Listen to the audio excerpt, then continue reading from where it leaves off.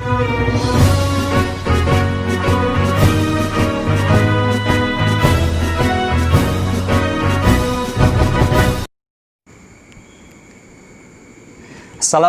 warahmatullahi wabarakatuh.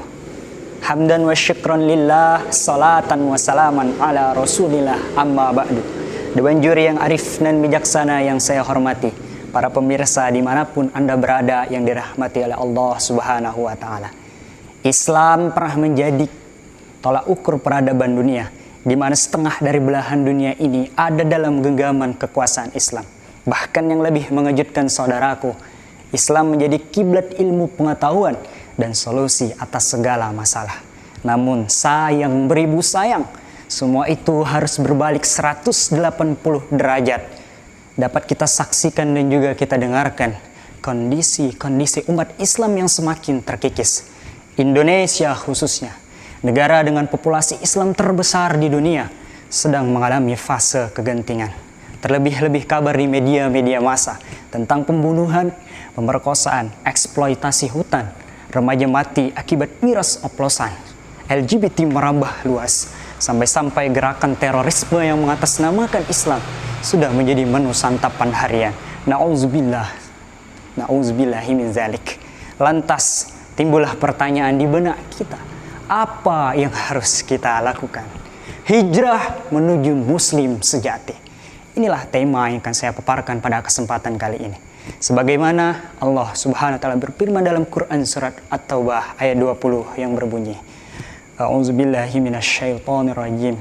Bismillahirrahmanirrahim. Allazina amanu wa hajaru wa jahadu fi sabilillahi bi amwalihim wa anfusihim a'zamu darajatan 'indallah wa ulaika humul faizun. Shadaqallahul azim. Orang yang beriman serta berhijrah dan berjihad di jalan Allah dengan harta mereka dan jiwa mereka, mereka itu memperoleh derajat yang lebih tinggi di sisi Allah. Mereka itulah orang-orang yang memperoleh kemenangan. Ayat tersebut menginformasikan sekaligus menegaskan, jikalau kita ingin memperoleh derajat yang lebih tinggi di sisi Allah, maka kita harus merelakan jiwa, raga, serta harta kita. Demikian penegasan Imam Mahali dan Imam Suyuti dalam tafsir Jalalain. Pada dasarnya, setiap muslim haruslah berhijrah. Hijrah dari kemaksiatan menuju ketaatan. Hijrah dari kemiskinan menuju kecukupan. Hijrah dari kebodohan menuju kemajuan yang dilandasi iman dan takwa. Prof. Said Muqbil Al-Wadi menjelaskan, ada 3 problematika dan solusi dalam mengarungi bahtera hidup ini. Yang pertama, lalai akan mengingat Sang Pencipta. Bahwasanya inilah yang menyebabkan mengapa segala kemaksiatan muncul. Umat Islam lebih mementingkan mengikuti langkah-langkah syaitan dibandingkan mengikuti syariat-syariat Islam yang ditetapkan oleh Allah. Faktanya, umat Islam lebih memilih menyanyi dibanding mengaji, lebih memilih membangun hotel bintang 5 dibanding pergi ke tanah suci.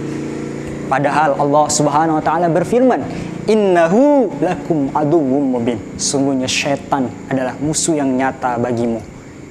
Adapun solusi dari problematika yang pertama ini adalah sebagaimana potongan sebuah hadis, ittaqillaha haitsuma kunta. Bertakwalah kamu dimanapun kamu berada, kapanpun dan di saat apapun, dan bertakwalah dengan sebenar-benar takwa. Problematika yang kedua adalah mengikuti gaya dan tren kebarat-baratan. Di era globalisasi saat ini, mengikuti ajaran Rasulullah dianggap kuno dan gak gaul. Maka tak jarang kita jumpakan pemuda kita yang urak-urakan, mabuk-mabukan dengan gaya yang selengekan. Hidup hanya nongkrong di jalanan, hidup tanpa arah dan tujuan. Yang penting perutnya kenyang, bisa makan. Adapun solusi dari problematika yang kedua ini adalah kita harus menjadikan Rasulullah tauladan dalam hidup kita dan mengamalkan ajaran dan sunnahnya dalam kehidupan kita sehari-hari. Problematika yang ketiga adalah enggan membantu sesama muslim. Dalam konsep Islam, Rasulullah SAW menyampaikan dalam sabdanya, al-mu'minu lil mu'mini kal bunyani yashuddu ba'duhu ba'dah. Orang mukmin dengan mukmin yang lainnya seperti bangunan yang tersusun rapi, sebagian menguatkan sebagian yang lain. Hadis riwayat Bukhari dan Muslim. Kalau ada salah satu penyangga yang patah, maka bangunan akan roboh. Namun, betapa banyak umat muslim yang enggan menolong saudaranya. Untuk apa kaya tapi hidup sebatang kara? Untuk apa terpandang tapi hidup sering meradang? Untuk apa hidup terhormat tapi susah untuk bertaubat? Lebih baik kita sederhana asal sejahtera.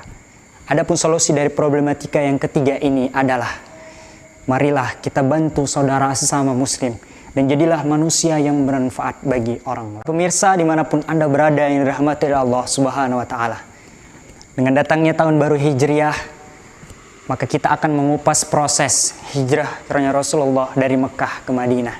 Hijrah menggambarkan perjuangan menyelamatkan akidah, penghargaan atas prestasi kerja, dan optimisme meraih cita-cita. Itulah sebabnya mengapa Fathur Rahman menyebut hijrah sebagai marks of the beginning of Islamic calendar and the founding of Islamic community. Sebagai tahun baru Islam dalam kalender Islam dan tahun baru Islam menata komunitas Islam. Karena hijrah bukanlah peralihan karena takut dengan kematian. Ada 3 yang dapat kita ambil dari serangkaian hijrahnya Rasulullah. Yang pertama, transformasi keumatan. Yang kedua, transformasi keagamaan. Dan yang ketiga, transformasi kebudayaan. Para pemirsa dimanapun Anda berada yang dimuliakan oleh Allah Subhanahu wa Ta'ala. Oleh karena itu, mari kita introspeksi sepak terjang kita di tahun-tahun sebelumnya. Jika amalan yang kita lakukan, perbuatan yang kita lakukan adalah perbuatan yang baik, yang menjadikan diri kita menjadi lebih baik, maka pertahankan dan istiqomahkan. Namun jika perbuatan yang kita lakukan adalah perbuatan yang sia-sia, jauh dari mata Allah, jauh sebagaimana tidak mengikuti teladan Rasulullah, maka tinggalkan. Pemirsa, demikian yang dapat saya sampaikan, semoga bermanfaat. Lillahi fisabilil haq. Wassalamualaikum warahmatullahi wabarakatuh.